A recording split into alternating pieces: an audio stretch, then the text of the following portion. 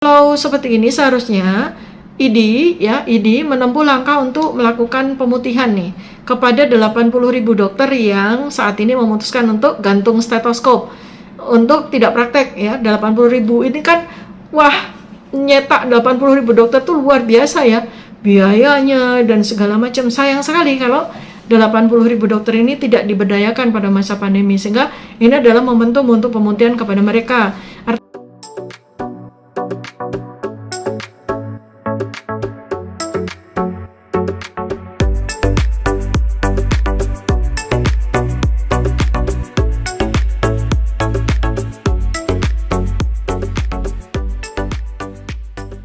Sejak masa pandemi COVID yang sudah berlangsung hampir 3 tahun ini, terasa sekali ya kebutuhan akan jumlah tenaga kesehatan, terutama dokter itu amat sangat kurang di Indonesia. Sampai dengan Desember 2022 ini, tercatat ada sebanyak 140.000 dokter yang ada catatannya di KKI, di Konsil Kedokteran Indonesia. Artinya mereka, para 140.000 dokter ini adalah dokter yang mendaftarkan dan memiliki STR, surat tanda registrasi, yang dipakai sebagai syarat untuk bisa mendapatkan surat izin praktek atau SIP ya. Untuk diketahui bahwa tidak semua dokter merasa perlu untuk mengurus STR dan kemudian memiliki SIP, karena menjadi seorang dokter itu tidak hanya punya satu jalur ya profesi, yaitu dokter praktek ya, baik apakah dia dokter umum ataukah dia dokter spesialis, karena banyak hal atau banyak cara atau banyak jalan untuk berbakti kepada masyarakat, tidak hanya menjadi dokter praktek. Jadi kurang lebih ada sekitar 231.000 dokter yang saat ini masih hidup, tetapi hanya 140.000 yang mendaftarkan diri untuk mendapatkan STR di KKI maupun kemudian mendapatkan SIP ya.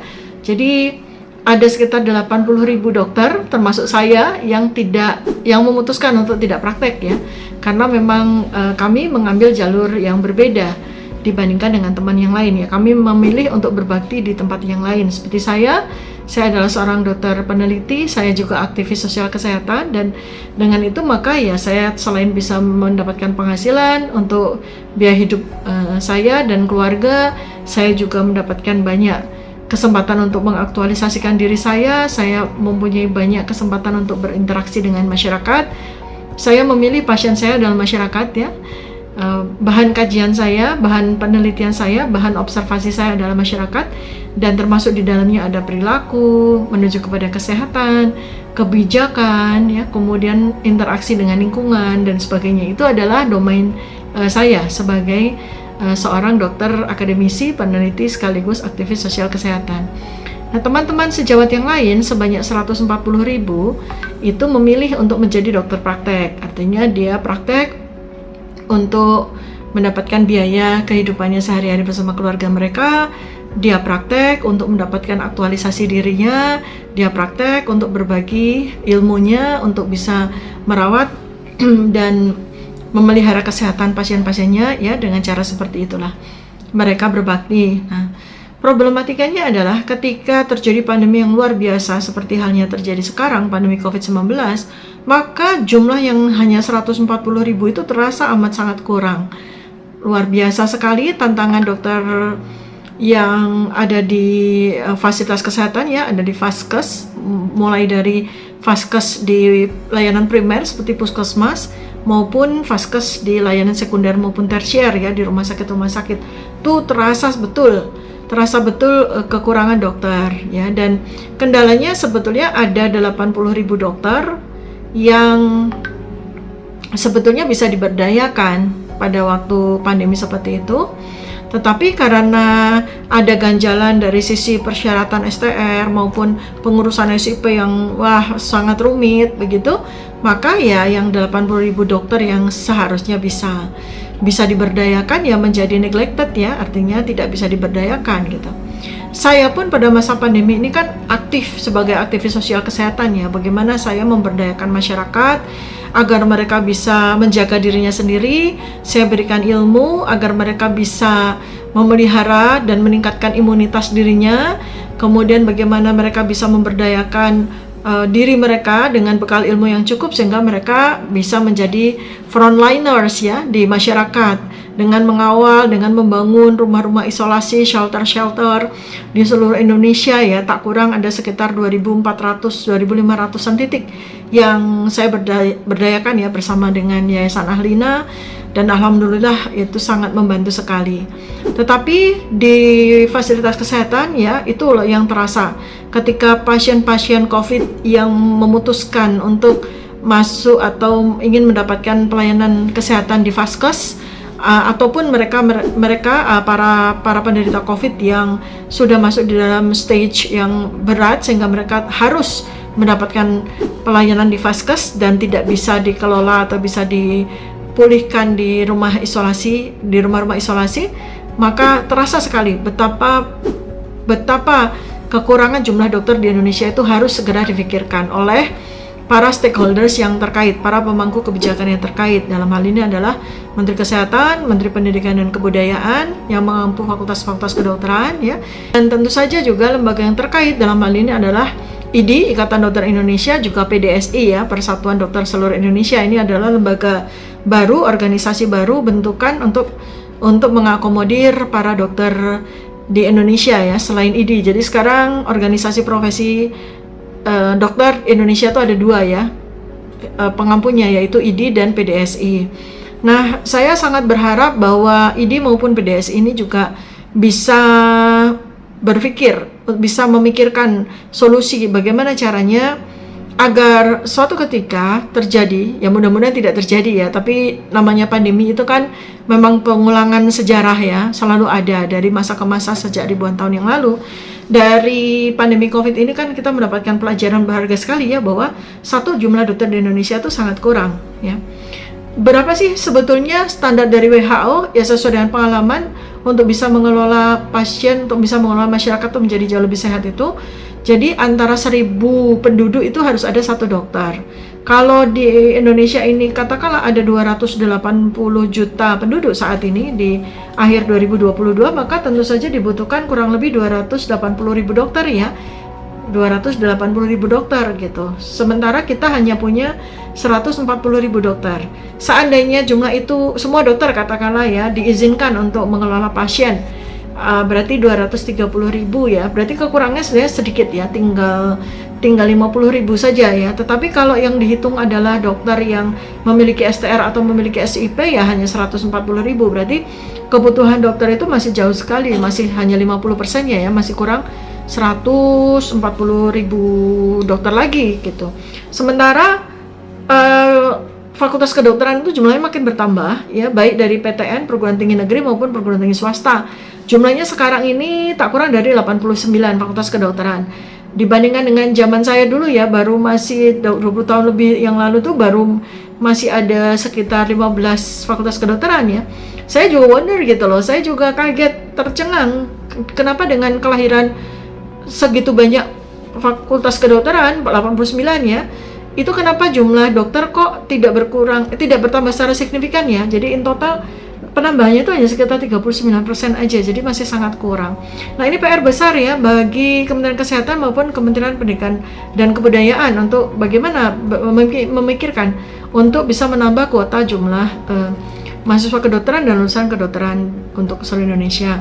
Kemudian juga pada sekitar awal atau pertengahan tahun 2020 ketika pandemi itu mulai berlangsung gitu, saya sudah bicara juga dengan IDI ya, waktu itu saya masih sebagai pengurus besar IDI, saya juga bicara dengan beberapa teman dekan fakultas kedokteran gitu.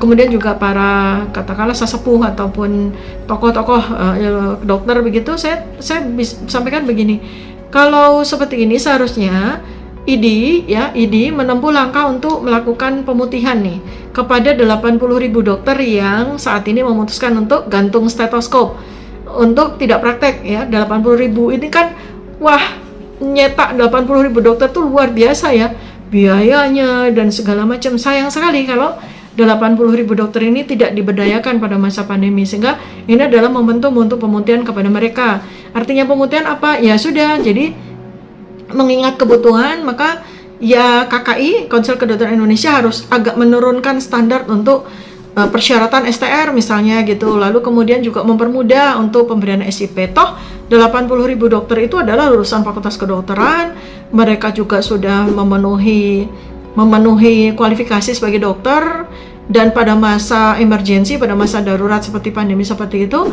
nggak usah harus dipikirkan bagaimana ya, mereka segera saja putihkan untuk segera bisa praktek begitu, atau mereka mendapatkan semacam pas gitu ya, pass card gitu, untuk bisa membantu teman-teman dokternya yang memiliki SIP gitu. Tapi sampai pandemi berlangsung, apa yang saya usulkan tuh tidak mendapatkan respon yang baik gitu ya, seperti itu. Jadi kan sayang, jadi harus dipikirkan itu, karena alih-alih membuka kesempatan lebih banyak kuota untuk mahasiswa kedokteran misalnya, dan mencetak 80.000 dokter itu kan membutuhkan waktu belasan tahun ya, untuk bisa menghasilkan 80.000 dokter loh. Sampai dengan sekarang aja 77 tahun aja yang aktif kan baru 140.000.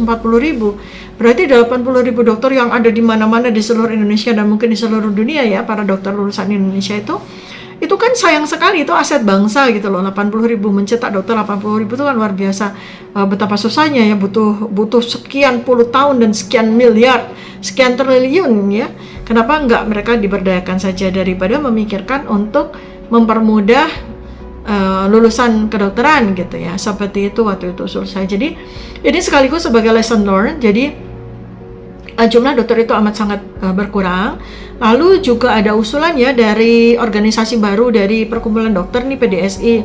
Mereka juga merespon bahwa seharusnya lah ya, pemerintah itu melalui KKI, Konsil Kedokteran Indonesia, itu kan ada di bawah presiden ya, itu memikirkan cara bagaimana mempermudah pengurusan STR, karena pengurusan STR ini sangat dikeluhkan oleh para dokter ya. Jadi STR itu amat sangat sulit, perlu biaya besar yang tidak bisa dijangkau oleh semua dokter ya, karena kan STR untuk SIP, jadi dokter belum bisa praktek kalau belum punya STR ya. Artinya mereka belum punya income, belum punya penghasilan, dan mereka diberi beban untuk mengurus STR dengan biaya tinggi. Kenapa? Karena salah satu sebagian besar dari persyaratan STR itu ya, selain ujian kompetensi dan sebagainya, itu adalah mengikuti simposium dan seminar yang biayanya tinggi ya, biayanya besar gitu, dan itu harus memenuhi sekian banyak SKP, lalu kemudian baru dipertimbangkan oleh KKI untuk mendapatkan STR. Jadi memang perjalanannya itu berliku-liku, makan waktu, makan tenaga, dan tentu saja makan biaya. Belum lagi nanti setelah STR baru SIP. Jadi rantai pengurusan dokter agar bisa berbakti untuk merawat pasien itu langkahnya amat sangat susah ya. Jadi kayak dokter itu kayak nggak selesai susah gitu loh. Untuk lulus, untuk bisa diterima sebagai mahasiswa kedokteran aja susah sekali, biayanya juga tinggi, perlu bimbingan tes khusus, ya kan? Anak-anak itu perlu bimbingan tes khusus untuk bisa masuk fakultas kedokteran. Habis itu begitu menempuh pendidikan kedokteran juga luar biasa sulit, berbiaya tinggi, makan waktu, makan tenaga, makan perasaan gitu. Ya itu besar sekali, luar biasa. Lalu habis itu juga kalau dia ambil spesialis perlu lagi biaya yang besar sekali, ratusan miliaran rupiah ya kan. Lalu masih juga dipersulit lagi dengan STR ya. Kalau zaman saya dulu, saya tidak harus mengikuti itu tuh peraturan dulu ya. Jadi lulusan dokter tentu saja fakultas kedokteran yang berkualitas ya. Saya lulusan Fakultas Kedokteran Universitas Gadjah Mada ya. Itu ya karena fakultas qualified ya, termasuk terbaik di Indonesia gitu. Kemudian untuk yang lain ya, misalnya fakultas kedokteran swasta atau fakultas kedokteran yang memiliki ya setara dengan akreditasi yang C begitu, harus mengikuti ujian kelulusan di fakultas kedokteran yang unggul ya pada waktu itu. Nah, itulah sebetulnya semacam standar kompetensi yang dibebankan pada saat itu. Setelah lulus sebagai dokter, kami langsung diberikan SP, surat penugasan atau SID, surat izin dokter ya. Jadi kami langsung mendapatkan selembar surat dari negara, surat penugasan sebagai dokter, artinya kami berhak untuk menyandang gelar dokter dan berbakti sesuai dengan profesi kami di kedokteran sebagai dokter gitu kan, seperti itu. SID atau SP ya kami punya, dan itu lifetime. Jadi privilege yang diberikan kepada lulusan dokter di sekitaran lulusan tahun 70, 80, 90, 2000 itu masih ya. Lalu berikutnya kan berubah peraturannya dengan ada macam-macam lah gitu ya. Saya pun nggak ngikutin itu peraturannya, amat sangat berliku-liku, amat sangat sulit, terutama apabila mahasiswa kedokteran ini bukan dari Fakultas Kedokteran yang berakreditasi unggul. Waduh, itu luar biasa itu tantangannya untuk menjadi dokter yang luar biasa. Nah, habis itu baru dia harus juga mengikuti persyaratan STR dulu, baru kemudian bisa mengurus SIP. Jadi memang berliku-liku sekali dan entah kenapa ya, karena memang ID Ikatan Dokter Indonesia tuh punya kepentingan di situ ya, jadi mereka ya merasa ya oke-oke saja gitu. Cuma ini ada terobosan baru pemikiran ya dari teman-teman yang para dokter yang tidak lagi bergabung di ID, mereka bergabung di PDSI ini, mereka punya pemikiran terobosan gitu. Jadi mereka itu mengusulkan kepada negara, mengusulkan kepada menteri agar mempermudah ya, artinya tidak lagi mempersulit pengurusan STR, kalau bisa itu dipermudah aja, kalau bisa yang ngikutin yang dulu lah gitu, seperti yang saya dapatkan ya. Jadi begitu lulus dokter, udah disumpah dokter, langsung dapat SP, surat penugasan dari negara, dan itu berlaku secara lifetime. Lalu ketika saya berangkat untuk waktu itu kan statusnya sebagai dokter PTT ya, dokter PTT negara, itu langsung dapat SIP. Ya, sangat-sangat mudah pengurusannya, dan ya nyatanya ya bertahun-tahun, belasan tahun saya menjadi dokter yang qualified gitu loh. Ya, nah sekarang ini ada suatu usulan nih dari teman-teman PDSI, bagaimana rupa agar para stakeholders, pemangku kebijakan ini memikirkan untuk melakukan pemudahan lah gitu ya, efisiensi dan pemudahan dari pengurusan STR dan SIP gitu. Lalu 80.000 dokter yang neglected, yang tidak memiliki STR maupun SIP, ya mereka dipanggil karena mereka itu aset. Dipanggil, ditanya apakah mereka mau diberikan klausul atau privilege dalam bentuk pemutihan STR maupun SIP, sehingga mereka juga once mereka ada kebutuhan mendesak di Indonesia ya, seperti outbreak, wabah, kemudian kejadian luar biasa, endemi, pandemi gitu ya, itu mereka bisa diberdayakan untuk bisa bersama-sama bergabung dengan teman-teman yang memang menjalankan profesinya sebagai dokter praktek gitu loh. Jadi kenapa sih hal-hal yang mudah-mudah seperti ini tuh harus dipersulit ya, dengan segala macam peraturan? Kayak itu seneng banget gitu loh dengan peraturan. Padahal peraturan tuh seharusnya kan memudahkan, bukan mempersulit ya. Tetapi di Indonesia ini kan sukanya kalau ada yang sulit kenapa dimudahkan sih gitu. Padahal dokter itu kan aset. Bukan hanya aset bagi dirinya sendiri, bagi keluarganya, ini aset negara gitu loh, aset bangsa gitu. Kenapa mesti dia mau berbakti dia harus dipersulit? Apakah memang ada ya indikasi bahwa pemersulitan itu karena persaingan antar dokter itu sendiri memang tajam, dan itu agak-agak sedikit disinggung nih sama Menkes yang notabene bukan dokter ya, beliau mengatakan dengan bahasa yang implisit nih, bahwa ada dinamika yang luar biasa dari para dokter, dinamika gitu yang luar biasa dari para dokter, nggak ubahnya seperti politisi, seperti politikus gitu ya. Dan itu ya saya akui ya memang terjadi demikian. Jadi para dokter ini tuh gimana ya, jadi nggak akur lah gitu loh. Jadi memang sedih sih, memang sangat disayangkan ya kalau pada sumpah Hipokrates, sumpah dokter itu setiap dokter harus memperlakukan teman sejawatnya itu seperti saudara kandung ya, tapi pada kenyataannya enggak.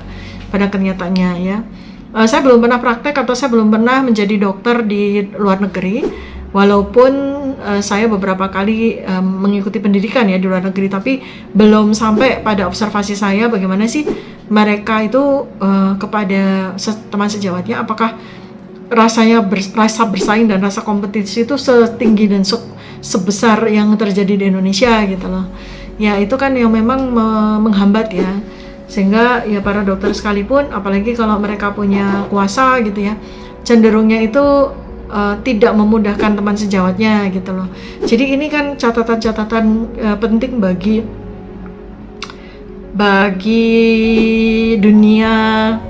dunia kesehatan di Indonesia. Jangan sampai karena persoalan-persoalan administrasi yang menghambat, yang mengganggu para dokter untuk yang ingin berbakti. Ya katakanlah nggak usah harus bayar gitu loh.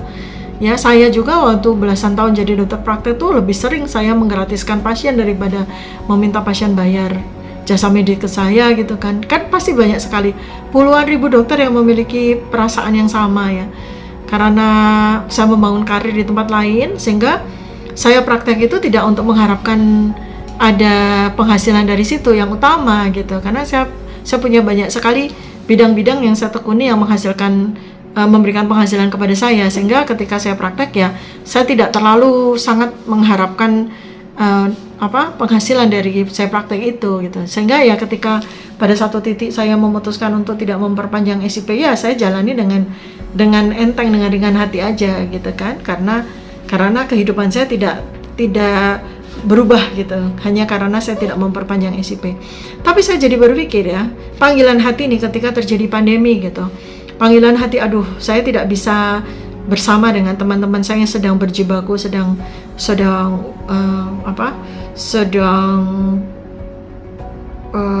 susah-susahnya mereka untuk merawat pasien COVID yang ada di Vaskes gitu ya. Rasa ingin sekali bisa membantu, tetapi apa daya, karena saya sudah tidak memegang SIP lagi ya, dan ngurusnya ketika itu saya juga tanya teman-teman KKI juga butuh waktu gitu ya. Wah, kadung pandeminya selesai nih gitu, saya baru selesai dapat SIP gitu kan. Jadi itu mohon ya agar para teman-teman sejawat yang kebetulan memegang jabatan di Kementerian Kesehatan maupun di KKI maupun di ID maupun PDSE, kita sama-sama berjuang untuk memikirkan pemecahan bagaimana agar satu ya jumlah dokter di Indonesia itu bisa bertambah tetapi tanpa mencederai kualitas ya. Ada udah 89 fakultas kedokteran ya. Kemudian juga difikirkan ada jalur-jalur di mana rakyat yang memiliki anak-anak yang mungkin secara ekonomi mereka itu tidak berkemampuan, tetapi mereka tetap bisa masuk ke fakultas kedokteran ya, karena seperti kita ketahui bersama ya, menjadi mahasiswa fakultas kedokteran tuh butuh modal yang besar sekali gitu, ratusan juta, apalagi kalau sampai lulus ya bisa miliaran gitu ya. Berarti kan yang bisa menjadi mahasiswa fakultas kedokteran hanya orang-orang hanya anak-anak yang memiliki latar belakang ekonomi orang tua yang mapan gitu. Sayang kan, padahal mungkin banyak sekali anak-anak di luar sana yang memiliki kecerdasan tinggi, memiliki passion tinggi menjadi dokter, tetapi karena soal ekonomi terhambat sehingga mereka tidak bisa membuktikan dirinya sebagai seorang dokter. Dan ini masalah besar ini bagi bangsa ini ya. Sekali lagi jumlah dokter masih jauh dari mencukupi. Lalu yang sekarang ini juga lagi menjadi sorotan itu soal dokter spesialis ya. Jadi jumlah lulusan dokter spesialis di Indonesia itu ada 53.000 yang masih hidup ya. Tapi yang tercatat di KKI itu hanya 44.000 sekian. Berarti ada 9.000 dokter spesialis yang terkatung-katung tidak bisa praktek ya. Mungkin mereka memiliki kesulitan untuk mengurus STR maupun SIP gitu, sehingga mereka tidak bisa praktek. Kan sayang sekali, itu kan aset loh. 9.000 mencetak 9.000 dokter spesialis itu wah luar biasa itu. Berapa puluh tahun itu menghasilkan 9.000 dokter spesialis ya. Sayang sekali lagi karena persoalan administrasi, persoalan syarat-syarat yang ya masuk akal tetapi sulit gitu ya. Itu kalau nggak segera dipecahkan ini bahaya ini ya. Kemudian kita sangat butuh dokter spesialis. Lalu kenapa?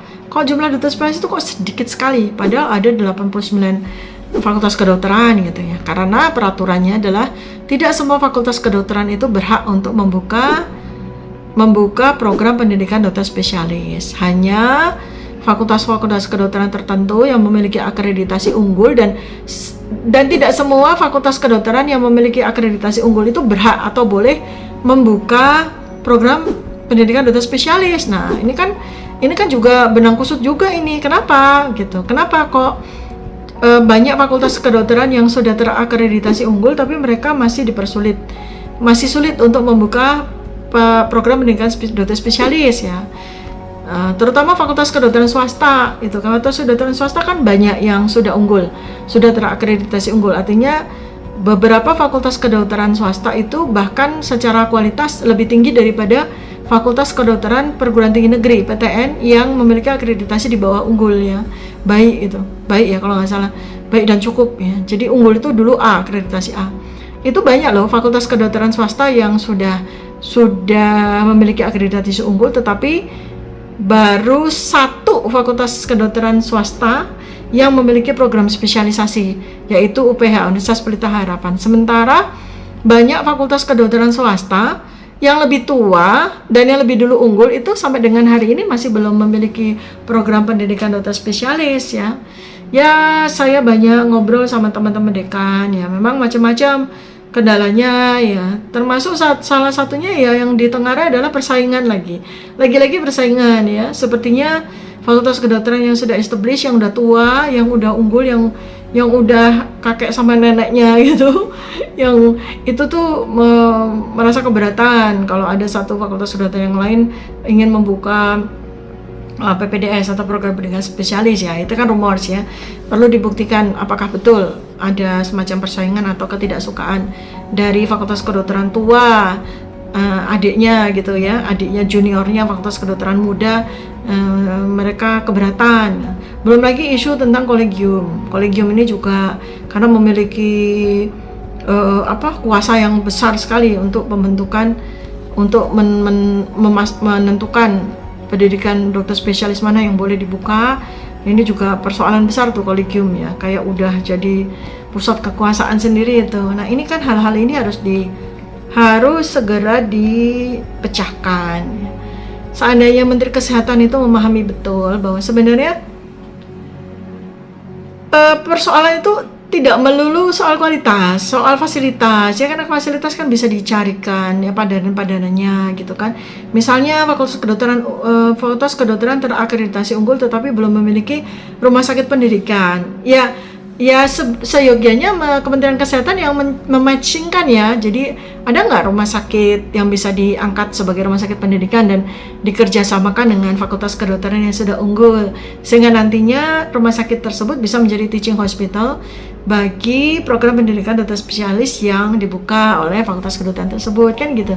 Jadi simbiosis mutualisme ya antara Kementerian Pendidikan Kebudayaan dengan Kementerian Kesehatan yang mengampu lebih dari 3.000 rumah sakit di seluruh Indonesia. Jadi sebenarnya sih kalau punya goodwill, punya kehendak, punya etikat baik, itu masalah ini bukan masalah yang sulit untuk dipecahkan ya. Jumlah dokter, peningkatan jumlah dokter, peningkatan jumlah dokter spesialis, kemudahan di dalam memperoleh surat izin praktek, termasuk STR ya. Jadi memang karena melibatkan banyak kelembagaan, banyak institusi, itu jadi arogansi yang perlu direndahkan demi kepentingan bangsa. Kemudian juga power gitu kan, itu ya dimundurkanlah, jangan dikedepankan terus, sehingga memperoleh titik temu di mana jumlah dokter bisa segera cepat ditingkatkan jumlahnya secara kuantitas, jumlah dokter spesialis itu juga bisa ditingkatkan segera secara kuantitas ya, dengan membuka banyak prodi-prodi baru di fakultas-fakultas kedokteran yang sudah unggul, dimudahkan tanpa mengorbankan, tanpa mengurangi kualitas dari lulusannya ya. Itu sebetulnya hal yang amat sangat mudah dan santai untuk dibicarakan, tidak perlu harus mengedepankan persaingan, kompetisi kalau kita sudah bicara atas nama kepentingan bangsa Indonesia.